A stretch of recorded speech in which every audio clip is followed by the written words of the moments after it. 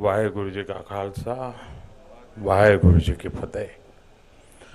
जो बोले सो निहाल, सत श्री अकाल।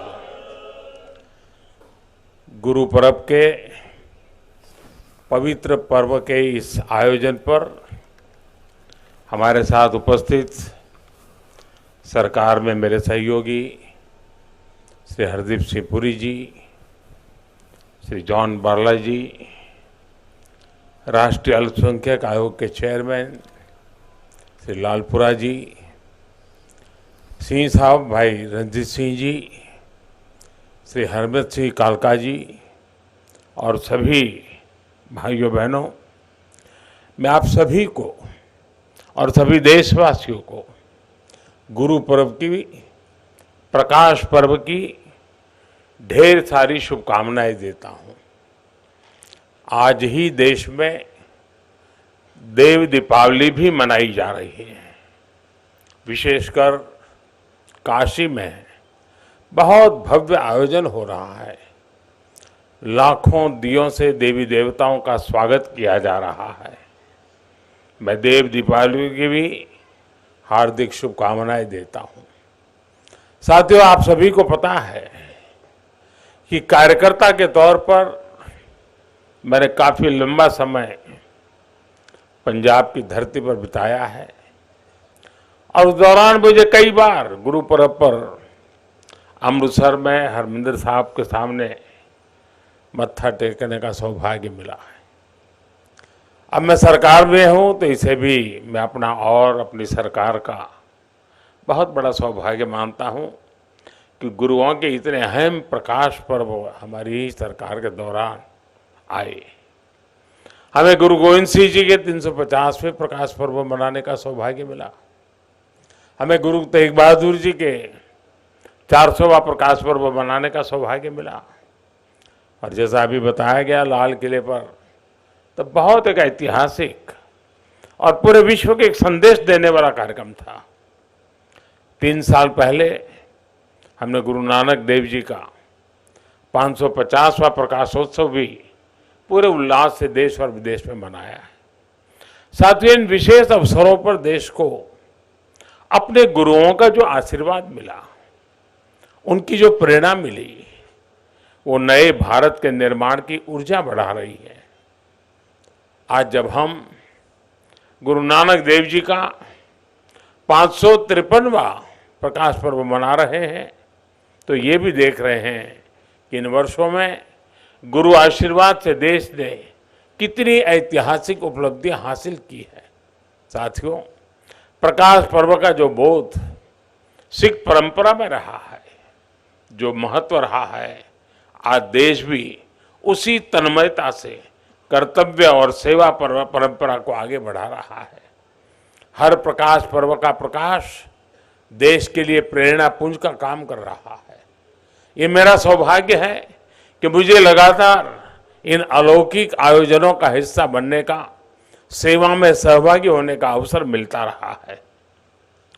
गुरु ग्रंथ साहब को शीश नवाने का ये सुख मिलता रहे, गुरुबानी का अमृत कानों में पड़ता रहे और लंगर के प्रसाद का आनंद आता रहे, इससे जीवन के संतोष की अनुभूति भी मिलती रहती है और देश के लिए, समाज के लिए समर्पित भाव से निरंतर काम करने की ऊर्जा भी अक्षय बनी रहती है। इस कृपा के लिए गुरु नानक देव जी और हमारे सभी गुरुओं के चरणों में जितनी बार भी नमन करूं वो कम ही होगा। साथियों, गुरु नानक देव जी ने हमें जीवन जीने का मार्ग दिखाया था। उन्होंने कहा था, नाम जपो, कीरत करो, वंड छको, यानी ईश्वर के नाम जप करो, अपने कर्तव्य पर चलते हुए मेहनत करो और आपस में मिल बांट करके खाओ। इस एक वाक्य में आध्यात्मिक चिंतन भी है, भौतिक समृद्धि का सूत्र भी है और सामाजिक समरसता की प्रेरणा भी है।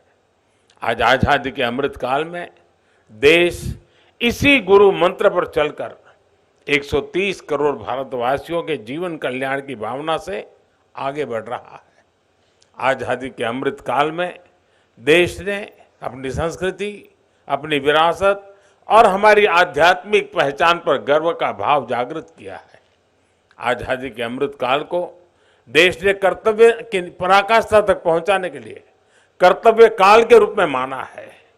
और आजादी के इस अमृत काल में देश समता, समरसता, सामाजिक न्याय और एकता के लिए सबका साथ, सबका विकास, सबका विश्वास और सबका प्रयास के मंत्र पर चल रहा है।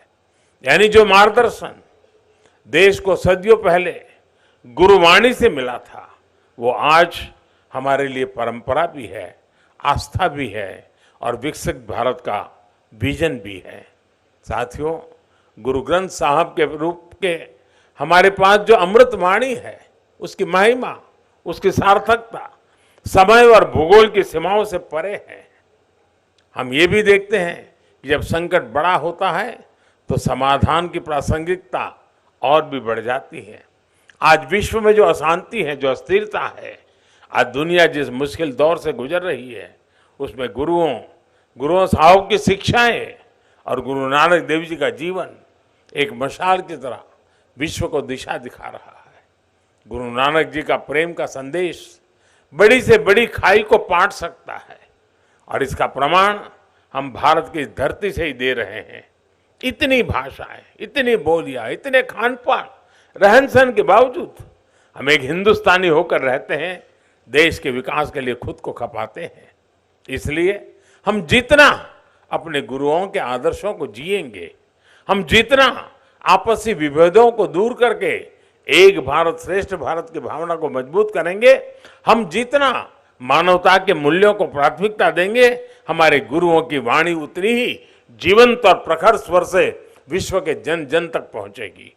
साथियों, बीते 8 वर्षों में हमें गुरु नानक देव जी के आशीर्वाद से सिख परंपरा के गौरव के लिए निरंतर काम करने का अवसर मिला है और ये निरंतरता लगातार बनी हुई है।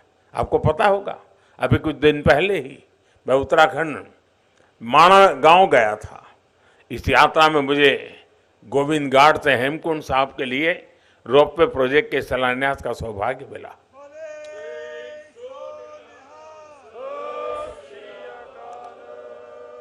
इसी तरह अभी दिल्ली ऊना वंदे भारत एक्सप्रेस की शुरुआत भी हुई है। इससे आनंदपुर साहब जाने वाले श्रद्धालुओं के लिए एक नई आधुनिक सुविधा शुरू हुई है।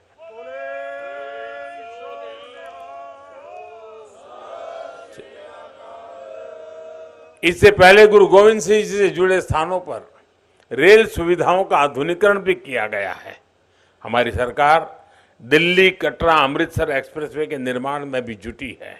इससे दिल्ली और अमृतसर के बीच दूरी 3-4 घंटे कम हो जाएगी।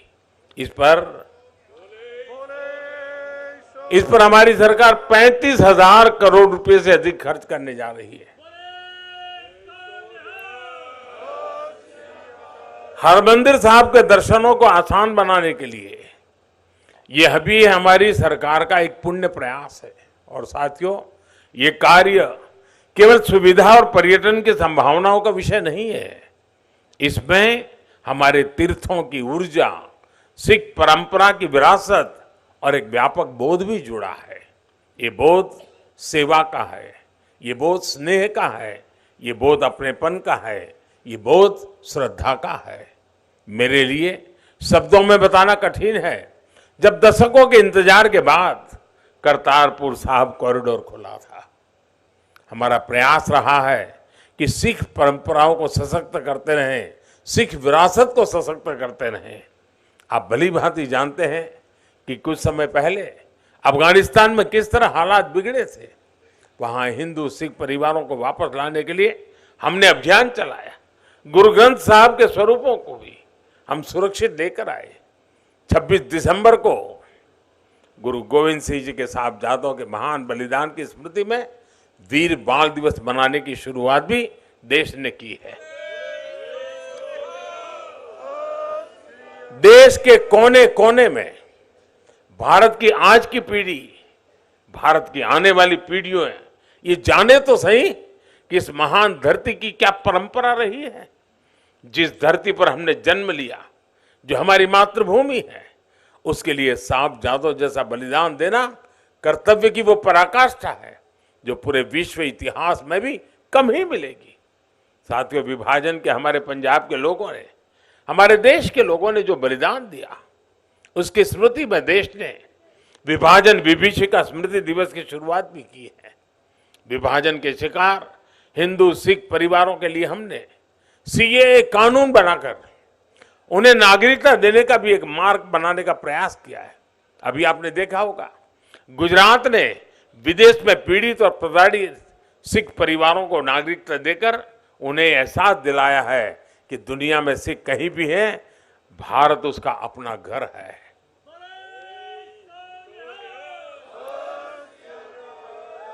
गुजरात का मुख्यमंत्री रहते हुए मुझे गुरुद्वारा कोट लखपत साहब के जीर्णोद्धार और कायाकल्प का सौभाग्य भी मिला था।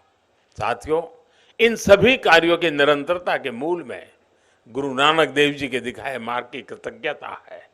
इस निरंतरता के मूल में गुरु अर्जुन देव और गुरु गोविंद सिंह के असीम बलिदानों का ऋण है, जिसे पग पग पर चुकाना देश का कर्तव्य है। मुझे विश्वास है, गुरुओं की कृपा से भारत अपनी सिख परंपरा के गौरव को बढ़ाता रहेगा और प्रगति के पथ पर आगे बढ़ता रहेगा। इसी भावना के साथ मैं एक बार फिर गुरु चरणों में नमन करता हूं। एक बार फिर आप सभी को, सभी देशवासियों को गुरु पर्व की अनेक अनेक शुभकामनाएं देता हूं। बहुत बहुत धन्यवाद। सो निहाल।